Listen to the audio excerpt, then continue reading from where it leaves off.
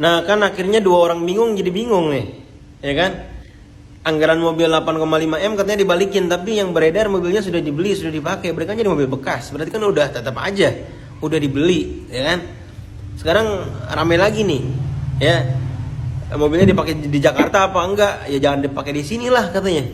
Nih dua orang bingung, jadi bingung, nggak ngerti lagi sama Kalimantan Timur. Warga Kaltim gimana sih perasaannya dipimpin sama gubernur yang kayak gitu?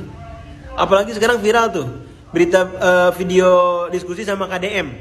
Ya, video diskusi sama KDM-nya itu ngasih tahu KDM masih solusi untuk benerin jalan. Ya, coba dihubungi PT-PT yang ada di lingkungan Kalimantan Timur yang memang ada di wilayah jalan-jalan tersebut. Dimanfaatkan CSR dari PT-nya. Jadi walaupun itu jalan nasional bisa dikelola oleh pemerintah provinsi. Masa hal cetek kayak gitu, sekelas gubernur Kalimantan Timur yang katanya menjaga marwah Kalimantan Timur tidak bisa berpikir gitu. Tidak bisa berpikir secetek itu gitu. Menurut saya itu adalah pemikiran yang sangat cetek. Tuh tinggal kerjasama. Ini jalan dilewati sama PT ini. Ayo kita bangun bareng-bareng biar jalannya bagus. Kan begitu ya. Gak ngerti lagi dah. Usai viral mobil dinas 8 miliar, netizen kini sorot dinasti keluarga Rudi Mas'ud yang kuasai Kalimantan Timur. Jadi nama Rudi Mas'ud, Gubernur Kalimantan Timur, menjadi sorotan publik setelah polemik pengadaan mobil dinas mewah senilai 8,5 miliar memicu kritik luas. Dari isu tersebut, perhatian masyarakat berkembang ke dugaan kuatnya dinasti politik keluarga Mas'ud di Kalimantan Timur. Sorotan semakin tajam karena kakaknya Hasanuddin Mas'ud menjabat Ketua DPRD Kalimantan Timur. Sementara kakak lainnya, Rahmat Mas'ud, menjadi wali kota Balikpapan dan istrinya duduk di DPR RI. Konsentrasi jabatan dalam satu keluarga memicu kekhawatiran soal konflik kepentingan dan melemahnya fungsi pengawasan. Terlebih keluarga ini juga pernah terseret kasus korupsi saat Abdul Ghafur Mas'ud divonis penjara. Fenomena yang dijuluki warganet sebagai Bani Mas'ud kini menjadi sorotan terkait etika politik dan kualitas demokrasi daerah.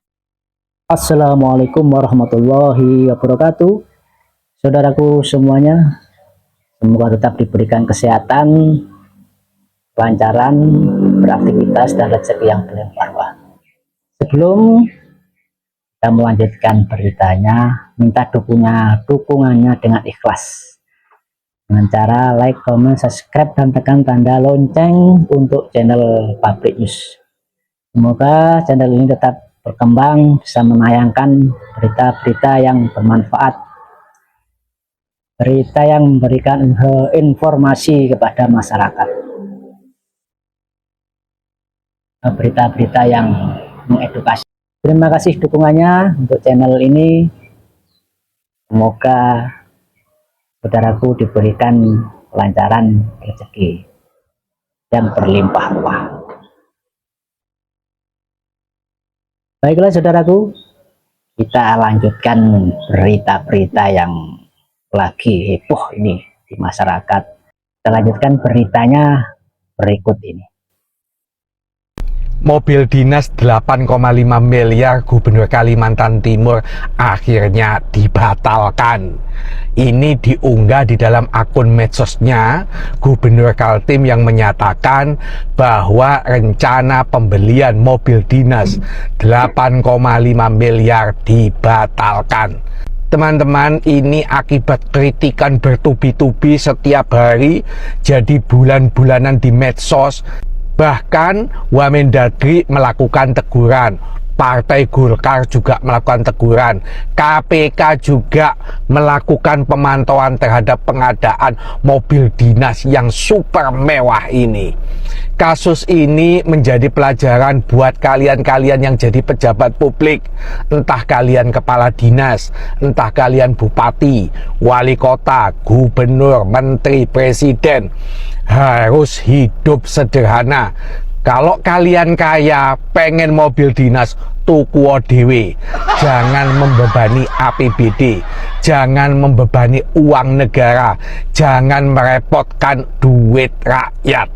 Ayo teman-teman, jadikan pelajaran dalam kasus Gubernur Kalimantan Timur, harus hidup sederhana, tidak boleh bermewah-mewah, harus memberikan contoh yang baik buat masyarakat supaya tidak jadi bulan-bulanan kritikan oleh masyarakat. Betapa sungguh beraninya wanita ini bongkar dinasti politik di Kaltim. Daripada ngulitin Tias LPDP, mending kita kulitin Rudi Masud, Gubernur Kalimantan Timur yang kemarin viral gara-gara mobil dinas 8,5 miliar itu ternyata salah satu dinasti politik kuat di Indonesia. Pertama ada istrinya sendiri, Syarifah, yang gayanya heboh banget kayak noni-noni Belanda itu. Dia adalah anggota DPR RI, Dapil Kaltim dari Partai Golkar. Kedua ada kakaknya Hasanuddin Masud, Ketua DPRD Kalimantan Timur 2024-2029. Ketiga ada kakak lainnya, Syahrian Masud, anggota DPRD Kaltim Komisi 4 yang juga calon kuat ketua KONI Kaltim. Keempat ada kakak lainnya, Rahmat Masud, yaitu wali kota Balikpapan 2 periode. Terus ada adiknya Abdul Ghafur Masud, mantan Bupati Penajam Pasir Utara dan pernah kena OTT KPK. Dan menurut info yang beredar, ada ponakannya umurnya 23 tahun dan udah jadi ketua Kadin Kaltim. Ipar-iparnya juga infonya duduk di DPRD Provinsi dan DPRD Samarinda. Satu keluarga semua kursi strategis diisi, eksekutif, legislatif, organisasi pengusaha, bahkan sampai olahraga. Pokoknya yang bisa jadi cuan ya dibagi-bagi ke keluarga. Bahaya dinasti politik ini ya jelas terkonsentrasinya kekuasaan pada satu keluarga, bikin kompetisi politik jadi nggak sehat dan kontrol terhadap akuntabilitas dipertanyakan. Lucunya, waktu kemarin rakyat protes soal mobil dinas 8,5 miliar, jawabannya bukan minta maaf, tapi untuk menjaga marwah Kaltim. Padahal marwah siapa yang dijaga? Marwah gengsi keluarga Masud.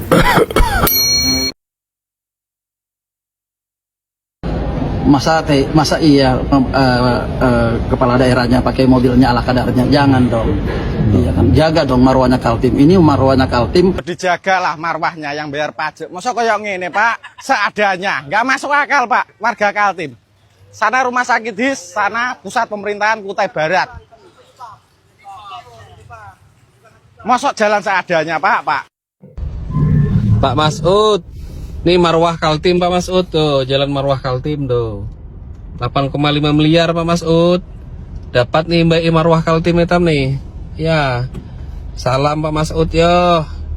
Kami ini orang Kembang Janggut Pak Masud, orang Tenggarong. Tuh marwah Kaltim hitam Pak Masud. Nah, tuh.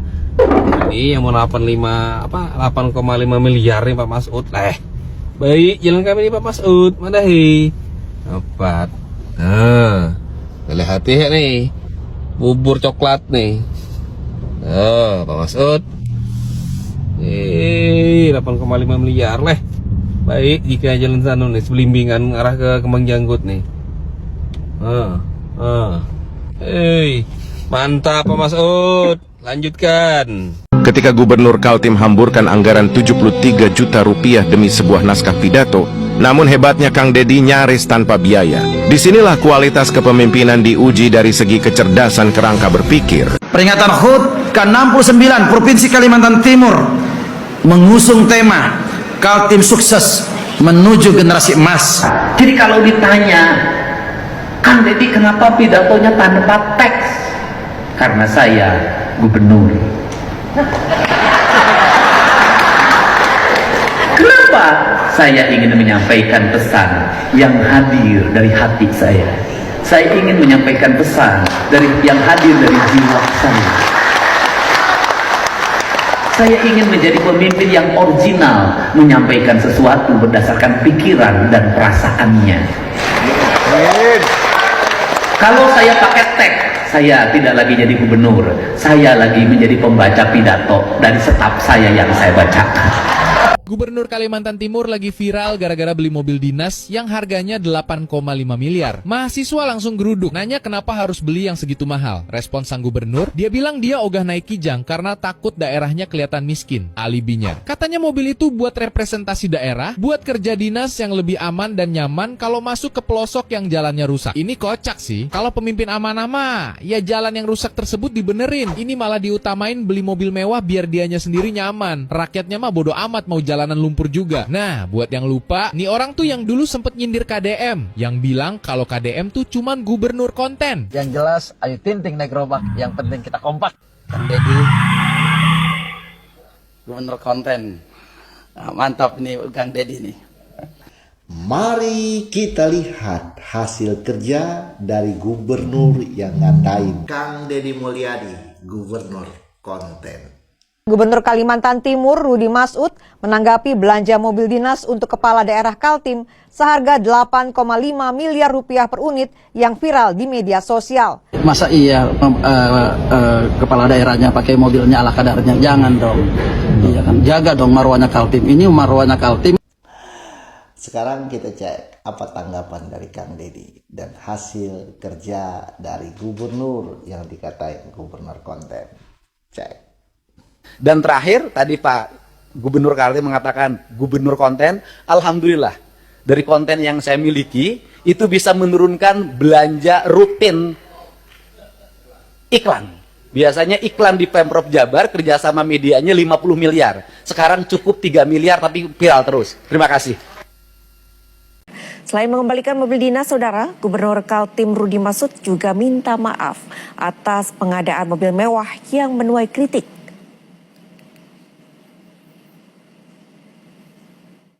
Masyarakat, toko-toko, kemudian mahasiswa dan seluruh komponen masyarakat ya, akhirnya Pak Gubernur mengambil keputusan untuk mengembalikan mobil itu. Sebenarnya nanti kami menunggu balasan dari penyedia, apakah berkenan mengembalikan atau tidak. Tetapi secara informal kami sudah bicara dan mereka berkenan.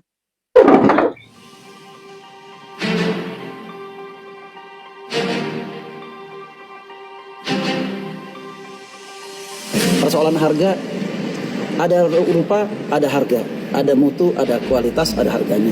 Kami tidak mengikuti berapa harganya, kami hanya pesan mobilnya itu. Mobilnya ada di Jakarta, karena memang dipakai untuk di Jakarta. Usai menuai kritik soal pengadaan kendaraan dinas yang mencapai 8,5 miliar rupiah, Gubernur Kalimantan Timur akhirnya meminta maaf. Pemerintah Provinsi Kaltim berjanji mengembalikan kendaraan mewah tersebut ke penyedia barang yang ditunjuk langsung untuk pembelian. Pengembalian telah diupayakan sejak 27 Februari lalu. Nantinya penyedia jasa pembelian mobil akan mengembalikan uang 8,5 miliar ke kas daerah.